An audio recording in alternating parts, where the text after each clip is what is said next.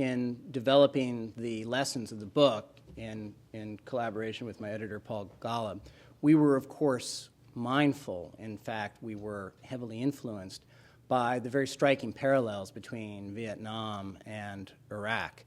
I think that one of the most compelling parallels occurred in the way in which decisions were made in Washington in the summer of 1965 and the way they were made in Washington in the run-up to the war in 2003. In 1964 and 1965, there were, as I pointed out, innumerable intelligence estimates that identified the likely outcome of bombing and going in big with ground forces and the enormous obstacles that existed to actually launching an effective campaign against the insurgency. And as we all know, the same intelligence existed about Iraq and the enormous obstacles that we would face there.